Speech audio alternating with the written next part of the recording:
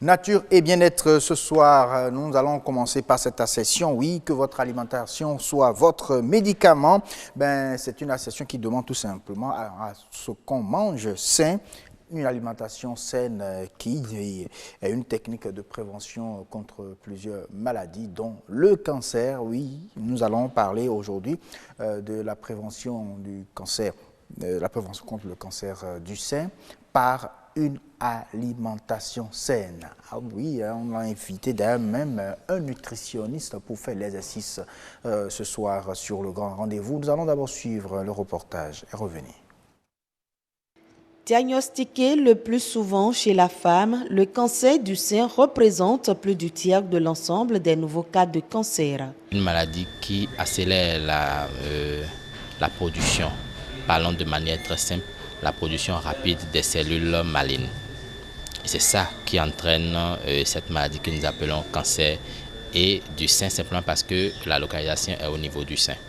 Il y a des familles qui ont des gènes qui sont prédisposés à la maladie. Il y a notre habitude alimentaire que nous pensons certainement fait partie des causes de la maladie. Et il y a notre mode de vie que nous pensons aussi est à la base, peut être à la base de cette maladie. Cette maladie peut être évitée ou guérie lorsqu'elle est très vite détectée et prise en charge. Il y a de cela quelques années que j'ai commencé par prendre conscience de mes seins. Je suis le traitement, j'ai commencé par être à l'hôpital voir mon gynéco qui me fait la palpation des seins chaque 3 mois. C'est après maintenant l'analyse de la radiographie, de la appelée mammographie, que j'ai constaté que j'avais une boule au niveau des seins, du sein gauche. Pour prévenir le cancer du sein, les médecins conseillent l'autopalpation après les menstrues. Pour détecter précocement un cancer du sein, c'est de faire une autopalpation minimum chaque fin de mois, à chaque fin de cycle de chaque mois. Vous faites une autopalpation à la maison ou que vous allez consulter votre gynéco qui va vous aider à le faire ou vous l'expliquer à le faire. Pour amoindrir, voire éradiquer les cas de décès liés au cancer du sein, les scientifiques innovent. Un kit d'autopalpation est désormais disponible pour faciliter la tâche aux femmes. Sensitive est le produit phare essentiel que nous avons amené pour révolutionner un peu cette palpation de sein et pour nous permettre de commencer par faire le dépistage à temps, et de faire une bonne prise en charge et ne plus attendre à ce que la boule soit très grosse ou qu'elle soit vraiment maligne avant qu'on ne commence la prise en charge qui est déjà traitable. Dans le kit, il y a plusieurs choses. Il y a le gel et c'est avec ça que la femme met la main derrière et c'est ce gel-là qui facilite la sensation de pouvoir bien faire l'autopalpation. Selon des études, une femme sur 11 à une femme sur 8 aura le cancer du sein dans sa vie. Chacun doit s'éloigner des facteurs de risque et malgré la maladie, l'espoir est permis. Voilà la boule, c'est au niveau du bas là. J'ai reçu le traitement et j'ai espoir que cela ira bientôt. Il faut aussi manger pour prévenir le cancer du sein.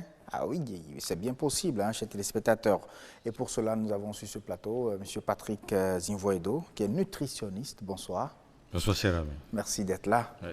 Bonsoir, Yasmine Damata. Bonsoir, Semengaba. On parle aujourd'hui de la prévention contre le cancer du sein. Il paraît que par l'alimentation, on peut réussir à faire cela. Et pour y répondre, Patrick Zinvoedo, un nutritionniste. Alors dites-nous, Patrick Zinvoedo, en quoi l'alimentation peut réduire le risque de cancer du sein? Oui, l'alimentation peut réduire le risque de cancer du sein parce que il faut manger en fibres. Ok. En fibres. Excès de fibres. Et quand on dit l'excès de fibres, retournons simplement aux aliments riches en fibres. Je prends par exemple la graine de courge. La graine de courge, vous savez, il y a un fruit qu'on appelle citrouille. Oui. Ça, la forme, ça fait partie des familles de la papaye. Oui. Et il faut faire griller cette graine et prendre ça. C'est riche en fibres. Je prends la peau de la mangue et la mangue. Quand nous consommons la mangue, on jette la peau. Oui. Mastiquons bien la peau de la mangue avec la chair de la mangue. On consomme déjà des aliments riches en fibres. Une mangue bien mûre. Bien mûre, bien nettoyée. Bien mûr, bien nettoyé. bien nettoyés, et non les mangues greffées. Ah, parce que les mangues greffées, quand on mange, on a tendance à avoir... Le reflux. Oui. Très bien. Une mangue bien mûre, naturelle, il faut bien manger ça. Et n'oublions pas surtout les fruits rouges. Papaye, pastèque. C'est très important. Et attrapons 3 légumes importants de chez nous, en commençant par la langue de bœuf qu'on appelle glacement. Ah, ok. Glacément. Glacement. Ah, ok, Oui, glacement. glacement. La menthe poivrée qu'on appelle chayo Ok. et le basilic. Aimons ces genres de légumes. Apprends ça à midi avec notre pâte de maïs. Tranquillement. Tranquillement. Mais la pâte de maïs, il paraît que ça fait Grossir. grossir. Et du coup, beaucoup évitent ça. Oui, ça fait partie de la culture culinaire, mais vous savez, on n'a pas la culture de portion en Afrique, au Bénin. La culture culinaire, c'est quoi? C'est nos légumes, ce qu'on a l'habitude de manger depuis notre naissance. Deuxième chose, il faut prendre en petite quantité la pâte et beaucoup de légumes. Donc, réduire la portion de pâte, mais plus augmenter la dose de légumes. Très bien. Plus de sauce, moins de pâte. Voilà. Et la sauce doit être de couleur verte. Il ne faut jamais mettre de la potasse dans la sauce. Ne la jamais sauce mettre la légumes. potasse. Mais on sait que généralement, nos mamans, mais pas que nos mamans, mais nous autres femmes, pour cuire nos légumes, on met toujours un peu de potasse ou de la bicarbonate. C'est très dangereux. C'est pas bon. Que faire alors? Il faut préparer à vapeur dans un canari en terre cuite. Ça se concentre à couvert. Vous comprenez? Et là, le légume prend la forme et c'est facile à mastiquer. Il faut jamais mettre la potasse. Vous verrez que quand on met la potasse, ça devient noir. Même du vernonia? Non, le vernonia, il faut triturer. Il faut triturer 3 fois comme ça. Vous verrez que l'eau serait mousseuse. Oui. Et maintenant, il ne faut pas jeter cette eau. C'est aussi riche en fibres. Et ça lutte contre les infections. C'est très important. On boit sitôt, c'est ça? On boit ça. On boit ça. Et ça, c'est une bonne thérapie. C'est Et en bien même- amer, hein? C'est bien amer. Oui, vous savez, on a l'habitude de l'acide sucré fermenté. Oui. Mais on oublie la mer. Donc, par moment, au moins une journée, prenons la mer, 1,5 litre, ça nous fera du bien pendant 3 mois. 1,5 litre de 1 litre amer. Par semaine ou par jour? Par semaine, ça va. Par semaine, ça va. Mais d'aucuns disent que l'obésité également, combattre l'obésité, c'est combattre le cancer. C'est normal, parce que c'est une légion. Hein, et lorsque l'obésité est là, le cancer guette aussi. Ok. Parce que, vous savez, on n'a pas l'habitude de bien manger. Bien manger, c'est pas se faire plaisir. Hein. C'est 2 choses différentes. Je veux me faire plaisir le week-end, aller s'asseoir, prendre rien que des acides fermentés. Ah, attention. Il faut avoir un plat. Et dans ce plat, nous avons les protéines animales Exemple? en petites portions. Je prends par exemple le lapin. En protéines végétales, je prends par exemple le poisson. Oui. En protéines animales, je prends par exemple l'œuf de pintade et non l'œuf de poule. L'œuf de poule est plus riche, c'est ça? Très riche. Celui qui a 40 ans n'a plus besoin de consommer l'œuf de poule. Retour aux œufs riches en Même fibres. les poules de chez nous, là. Oui, la poule de chez nous. La pintade, la caille, c'est bon pour nous parce qu'on a besoin de protéines. Alors, je prends les légumes. Carottes, c'est très important, ça lutte contre le cancer. Toute forme de cancer. La carotte bio et non la carotte industrialisée. Industrialisé. Non, bio surtout. Aujourd'hui, maintenant, on a des structures qui vendent des choses naturelles. Naturel. Donc, on doit avoir cette culture en nous. Qu'est-ce que je veux manger?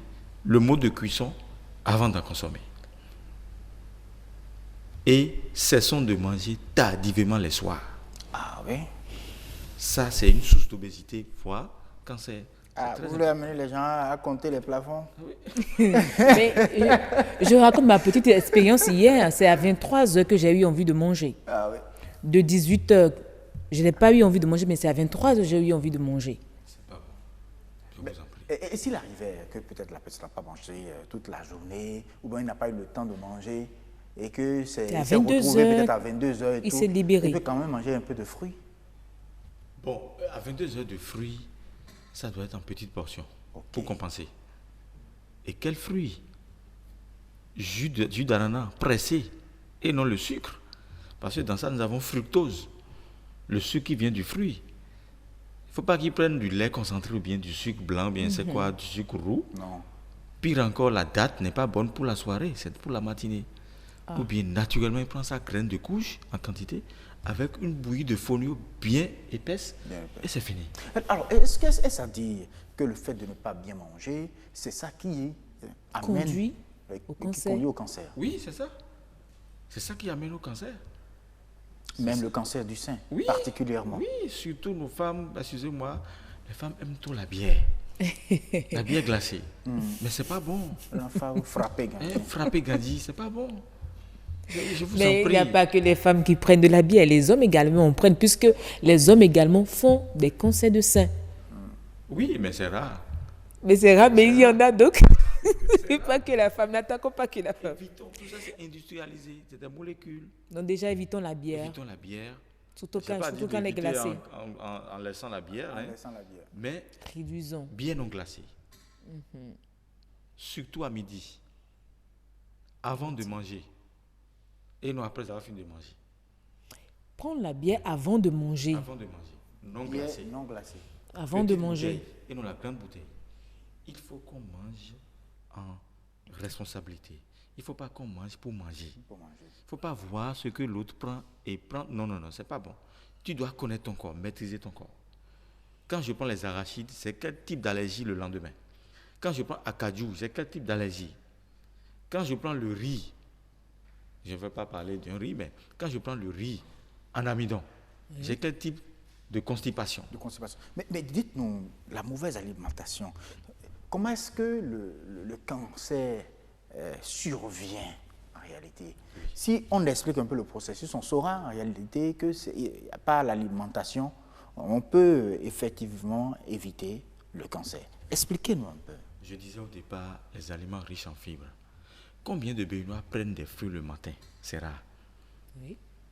Donc commençons par consommer au moins les agrumes. Citron, pamplemousse, orange. Si je peux fusionner les trois et prendre ça dans la matinée en jus de fruits et mastiquer les graines amères, je pense que je mange. Alors, qu'est-ce qu'on mange et qui crée le cancer, qui donne le lit, qui étend le lit vraiment au cancer? C'est les aliments industrialisés, les sardines, les boîtes de conserve. Justement, qu'est-ce qu'on mange? Je voudrais savoir, hein, pour certains, le lait également conduit au cancer du sein. Oui. Le lait industrialisé, le lait très sucré. Vous Donc, comprenez le lait de vache que nous prenons directement n'est pas aussi dangereux. Pas du tout. C'est naturel. Chauffons un peu ce lait, mettons un peu du curcuma en poudre, c'est fini. Nous consommons notre lait. Mais le lait, c'est pas bon pour une personne âgée. À la rigueur, les gens écrivent souvent le lait, qu'il faut prendre du lait écrémé. Parce que nous avons trois formes de lait. Le lait entier, Oui. demi-écrémé et le lait écrémé. Entier, c'est pour les enfants de 0 à 5. Ils ont besoin de croissance. C'est normal. L'organisme est frais, il reçoit tout, il transforme, il rejette. Oui. Mais à 40 ans, on prend encore du lait entier le matin, ou bien du lait glacé à midi avec du pain. Oui. Mais ça, c'est pas bon. L'organisme n'en a plus besoin. On a quitté cette étape. Retenons maintenant au lait écrémé si on a envie de prendre du lait. Le lait écrémé chauffé avec la menthe et du basilic ou bien du curcuma. Là, on est dans un bon antioxydant. Et c'est riche en fibres en ce moment-là. Oui. À cause du curcuma. À cause du curcuma. Mais prendre du lait sur, c'est pas peut-être des additifs qu'on nous vend, je ne vais pas appeler le nom de certains produits. Oui. Mais faisons beaucoup attention au lait. Voilà. Ok, on comprend donc qu'il faut éviter surtout les produits industrialisés. Il faut manger le plus naturel possible. Merci beaucoup à vous. À ce que je n'ajoute plus rien, vous avez tout dit déjà. C'est compris. Merci beaucoup à vous, Monsieur Zivoideo. À très bientôt.